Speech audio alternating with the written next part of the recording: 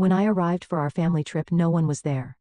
Confused, I checked my phone. My mother wrote, "TS trip is for real family only." My sister added, "Take care of my kids and dog, bye." I closed my phone and booked another ticket. Days later, my parents and sister turned pale. My name is Jennifer Williams. I work as a biochemist in the research and development department at a pharmaceutical company in San Francisco. Every day spent working on new drug development is incredibly fulfilling. Every Sunday I attend service at the First Presbyterian Church of San Francisco, and sometimes I volunteer to teach science classes for children. My days were peaceful and fulfilling, at least until that day. My parents live in the upscale Presidio Heights neighborhood of San Francisco. My mother Martha is a former high school teacher. She's someone who cares deeply about her reputation at church, and always wears the latest Chanel suits. "Appearances are everything" is her favorite saying. Just the other day at a church gathering, she was showing off my sister's expensive handbag.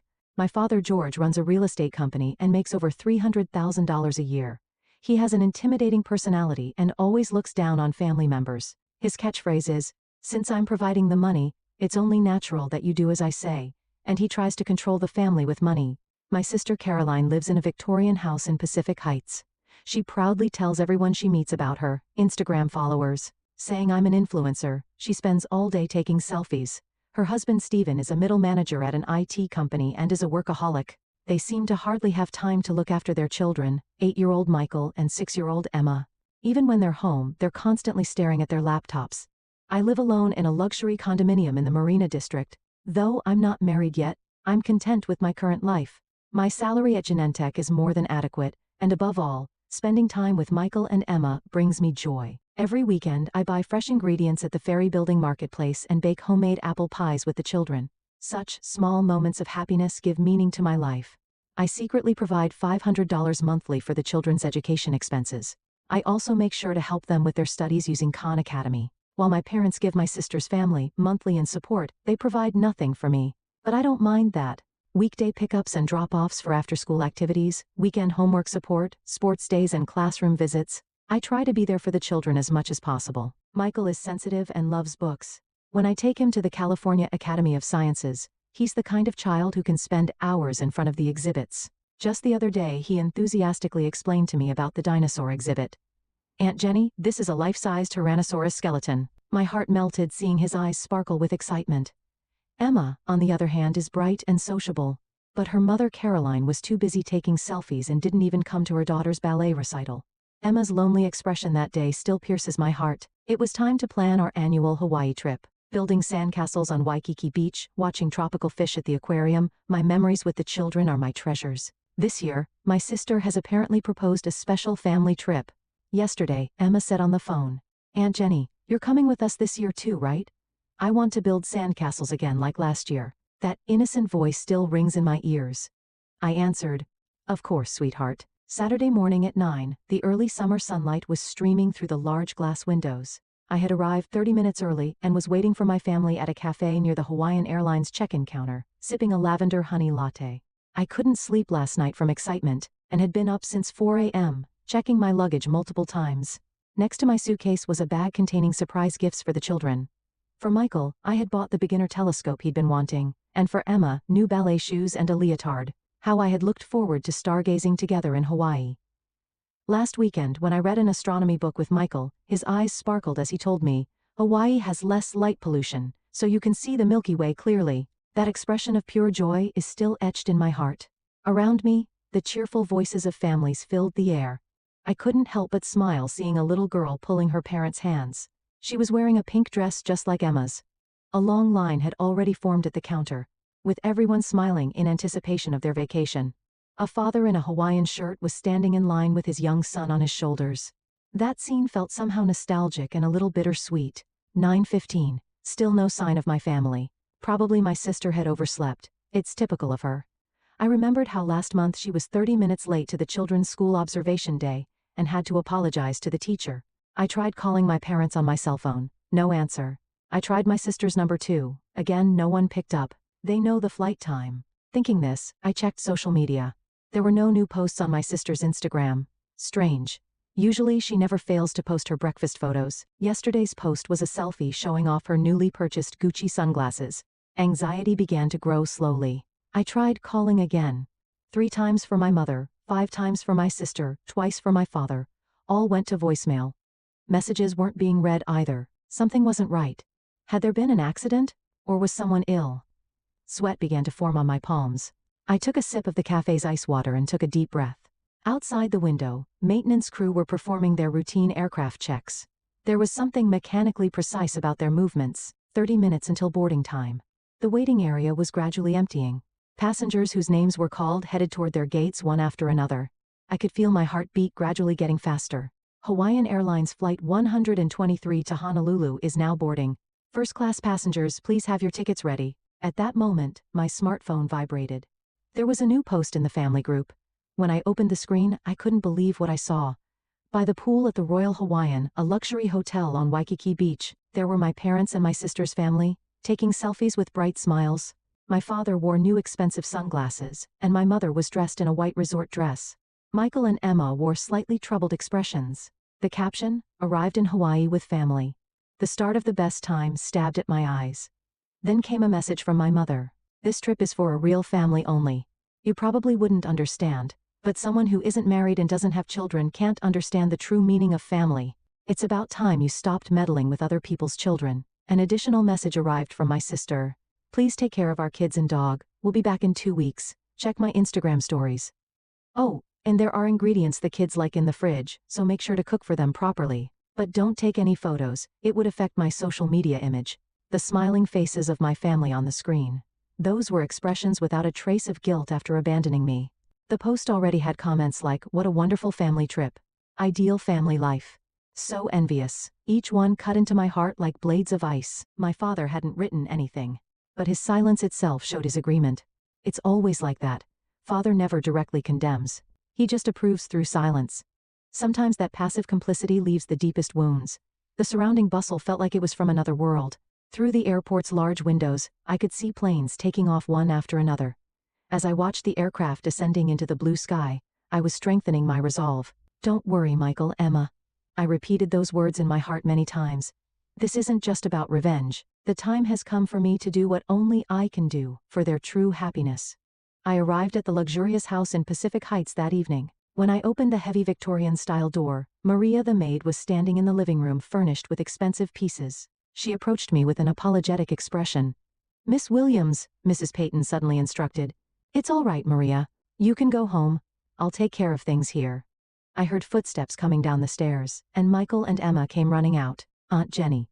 They ran to me and hugged me tightly. There were traces of tears on Emma's cheeks. "Why did Mom and Dad leave us behind?" Michael's voice was trembling. "Mom and Dad just keep taking pictures. Are we in their way?" I hugged them gently and kissed their foreheads. "You're never in the way. You're my precious treasures." From that day, a new life began. We started by establishing a regular daily routine. Wake up at a.m., homemade breakfast. Oatmeal topped with maple syrup and fresh blueberries, whole wheat toast with homemade apple jam. Emma's eyes sparkled as she said, "This is so much better than Mom's." I handled school drop-offs and pickups. As the head of the Research and Development Department, I could adjust my working hours somewhat flexibly. My colleagues at the lab were understanding and allowed me to work from home 2 days a week. Michael showed particular interest in science, and loved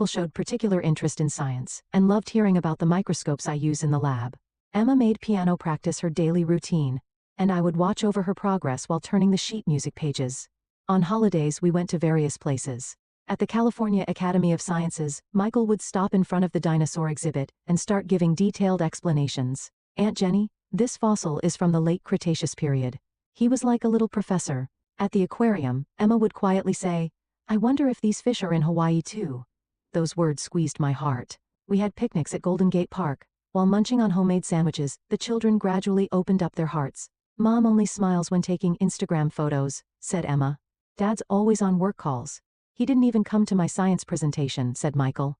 I quietly began recording such conversations. Using my smartphone's voice memo function, I collected their honest feelings about loneliness and anxiety. I never forced them. I gently gathered their true feelings from natural conversations. I took photos too. But not like my sister's staged social media shots. Serious expressions while doing homework, concentrated profiles while playing piano, innocent smiles while playing in the park. I carefully documented the children's authentic moments. I also began keeping their essays. In an essay titled "My Family," Emma wrote, "Aunt Jenny always listens to me. She always comes to my ballet recitals. Even though Mom doesn't come, I can do my best because Aunt Jenny is there clapping for me. Meanwhile, flashy posts continued on social media. My sister's Instagram was filled with daily photos from Hawaii. Best family time. Making wonderful memories with my beloved children. But the children's expressions in those photos looked somehow empty. I made sure to back up all the voice recordings, saved photos to multiple cloud storage services, and scanned all the children's essays to digitize them, storing the originals in the safe at my home. Then, 3 days before their return, Michael knocked on my bedroom door. "Aunt Jenny, I have something to tell you," he continued with a trembling voice. "You know, I've always wanted to say this. I wish you were my real mom." When I heard those words, tears streamed from my eyes. But they weren't tears of sadness. They were proof of my determination for the battle that was about to begin. Sunday afternoon, at 3, I held the children's hands gently while watching the arrival gate. The arrival announcement for Hawaiian Airlines Flight 426 appeared. Michael squeezed my hand tightly. Emma clung nervously to the hem of my dress. Passengers began emerging from the arrival gate. First appeared my mother, Martha, dressed in a new Chanel dress and wearing large sunglasses. Behind her, my sister Caroline appeared, immediately taking out her smartphone to start taking selfies. My father, George, was quietly pulling his suitcase. Her husband, Stephen, was, predictably, walking while looking at his open laptop. "Oh, children, Mommy's back." Caroline came running with open arms. However, Michael and Emma stood still behind me, hiding. "What's wrong?" "It's Mommy. Come here," Mother said in a saccharine voice. But the children clung to me even more. "I don't want to go back." Emma's small voice was heard. "We want to live with Aunt Jenny," Michael said clearly. At those words, Mother's expression froze. Father frowned, and my sister hurriedly put away her smartphone. People around us began to notice the strange atmosphere and stopped walking. "What are you saying? We're your real family, aren't we?" Caroline's voice cracked slightly. "Real family?" I spoke quietly but with a firm voice. "Then, shall we talk about what a real family is?" I took out my smartphone. Mother straightened her back defensively. I played the first recording. "Mom, why didn't you come to my ballet recital? Everyone else's mom was there." Emma's crying voice. "Dad, I got an excellence award in science. I asked you to come see." Michael's disappointed voice. Then I showed the photos. I displayed the glamorous family photos posted on Instagram, alongside the daily photos I had taken. The contrast between the forced smiles for social media and the hollow expressions in reality. "This is the reality of what you call us, real family." As Mother was about to speak, shutter sounds from smartphones began to be heard around us. Airport staff were approaching with concerned looks. "Be quiet. This is a family matter," Mother shouted. Her voice echoed through the airport lobby. "Yes, you're right. This is a family matter," I continued calmly. "That's exactly why we should properly listen to how the children really feel, shouldn't we?" I continued playing the recordings. The children's daily confessions, their loneliness, anxiety, and above all lack of affection. "Aunt Jenny listens to me. Aunt Jenny helps me with my science homework. Mom's always on her phone. Dad's always working." Each word resonated as a heavy truth. The color drained from Father's face. My sister began crying, and Stephen finally looked up from his laptop. "That's a lie. We're a perfect family," Caroline shouted. Her voice was slightly trembling. "A perfect family?" Michael stepped forward. "Then why don't you know my favorite food? Why don't you remember my sister's shoe size?" Emma continued. "Aunt Jenny remembers. She knows all about my least favorite vegetables, my favorite fairy tales, everything." That's when Father spoke for the first time. "Wait, let's talk about this. This is a public place." "Yes, it is a public place," I said, matter-of-factly. "Perhaps that makes it an appropriate place to speak the truth. Just as you've been staging a false family image in the public space of social media." Mother suddenly changed color. Several people were already recording this scene on their smartphones. I could see acquaintances from church. "Please, stop." Mother's voice became small. "Mom, I won't stop anymore. For the children's sake too." Michael and Emma stood on either side of me, holding my hands with their small ones. Their warmth told me this decision was right. "Please grant me partial custody of the children," I said in a clear tone. "Weekend custody rights, authority over educational decisions and financial management. Such a thing can't be allowed," my sister screamed. "Yes, it can."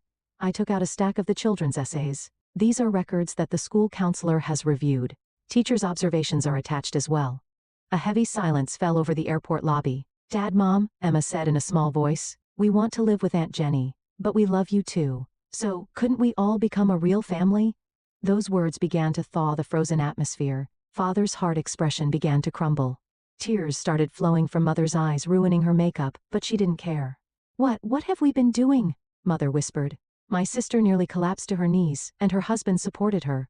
The people around had forgotten to keep recording and were just watching this scene. "It's not too late," I said quietly. "We can still become a real family now. The kind of family filled with genuine love that the children wish for." Michael and Emma took a tentative step toward their parents. That small step was the beginning of a new kind of family. A year has passed since then. After Sunday service at the First Presbyterian Church of San Francisco, we gathered in the church courtyard. In the gentle autumn sunlight, Emma was showing off her new leotard for her upcoming ballet recital. Mother peered through her glasses, listening intently to Emma's words. "Grandma, what do you think of this costume?" Aunt Jenny and I picked it out together. "It's beautiful, dear. I'm looking forward to your recital. You promise?" "Don't forget." "Yes, I'll never break an important promise again." Mother's voice trembled slightly at those words. The incident at the airport last year brought significant changes to our family. Since that day, my parents began receiving professional counseling. Mother stopped trying to maintain appearances on social media, and instead started valuing actual time with family. Father also changed his intimidating attitude, and began listening to what the children had to say. My sister Caroline changed dramatically too. Though her Instagram followers decreased significantly, she doesn't seem to mind anymore. Instead, she spends weekends playing with the children in the park and baking homemade treats. Her husband Stephen has also adjusted his work schedule to make time for family. "Hey, look." Michael came running over with his science test paper. "I got 100. I studied using the method Aunt Jenny taught me." "That's wonderful." Father beamed with pride. "This weekend, why don't we go to the California Academy of Sciences? I heard they have a new dinosaur exhibit. The children's care is now shared between me and my sister's family. They spend weekdays with my sister's family, and weekends at my apartment. I take the lead in making educational decisions, with my parents being cooperative. Financially, we've reformed the previous unbalanced support system, now sharing the children's educational expenses fairly. The change began with the introduction of family meetings. Every last Sunday of the month, after church service, the whole family gathers to talk. We openly discuss everything: the children's school life, extracurricular activities, family event planning, and make sure to listen to Michael and Emma's opinions too. "Where would you like to go for our next family vacation?" Father brought this up at our recent family meeting. "How about Hawaii again?" For a moment the air froze at those words. "It'll be different this time. We'll truly enjoy it together as a family. No thinking about Instagram," my sister said in a gentle voice. "I actually want to see the volcanoes. Could we visit the Kilauea Volcano Observatory?" Michael suggested somewhat shyly. "I'd like to visit the Hawaii branch of my ballet school." Emma voiced her wish too. "Those are wonderful ideas." Mother smiled. "But this time, I'll take photos in moderation and make sure to really see the sights before me." At those words, I internally breathed a sigh of relief. The changes had definitely taken root within us. Looking back, the incident at the airport went viral on social media, and caused quite a stir. My sister's followers dropped dramatically, and Mother's standing at church was temporarily jeopardized. But perhaps that was the purification we needed. The mask of the perfect family full of pretense and vanity fell away, revealing underneath the face of a real family trying to genuinely connect, despite their wounds. The old bells of First Presbyterian Church rang out in the autumn sky. We gathered on the church steps to take a commemorative photo. This time, there were no forced smiles. As the shutter clicked, Emma squeezed my hand tightly. Michael sat on Father's lap, opening his dinosaur book. Mother and sister stood close together with natural smiles, and Stephen kept his smartphone in his pocket as he gazed lovingly at his family. The photo captured the blue of the sky, the green of the trees, and above all, our family's authentic happiness. We weren't perfect, but we were a family bound by genuine love. "Hey, Aunt Jenny." Emma looked up at me. "We found happiness, haven't we?" I stroked her head gently as I answered. "Yes, we've all found true happiness together." The scent of roses planted in the church garden wafted on the autumn breeze. It seemed to herald the beginning of a new season.